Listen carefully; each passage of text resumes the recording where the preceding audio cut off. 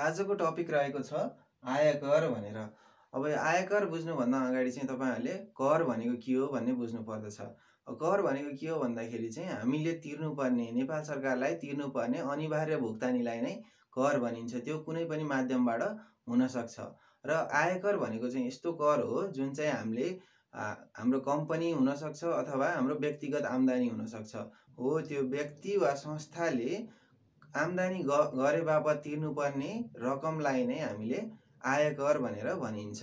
जस्तै तपाईँले वर्षमा 5 लाख कमाउनु भयो भने चाहिँ त्यो 5 लाख कमाए बापत चाहिँ तपाईँले नेपाल सरकारलाई कर बुझाउनु पर्ने हुन्छ। त्यो चाहिँ तपाईँले 1 लाखसम्म चाहिँ छुट पाउन सक्नुहुन्छ। त्यो चाहिँ एउटा विधि अथवा कानुन बनेको हुन्छ। त्यो कानुन अनुसार चाहिँ तपाईँहरूले के गर्नुपर्ने हुन्छ, हामीले चाहिँ कर तिर्नुपर्ने हुन्छ। भनेपछि अब त्यहाँ विधिमा चाहिँ तपाईँहरूको प्रश्न अनुसार चाहिँ 1 लाखसम्म छुट दिन सक्छ। 2 लाख 1 लाखदेखि 2 लाखमा 5% हुनसक्छ। 2 लाखदेखि 3 लाखमा 10% हुनसक्छ। 3 लाखदेखि 4 लाख अथवा 5 लाखसम्म 15% हुनसक्छ। त्यसरी चाहिँ तपाईँहरूको प्रश्न सोधेको हुन्छ।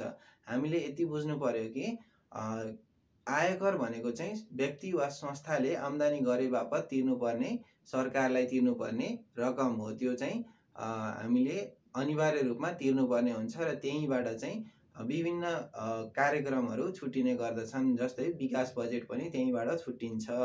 यसैलाई हामीले आयकर भनेर बुझिन्छ।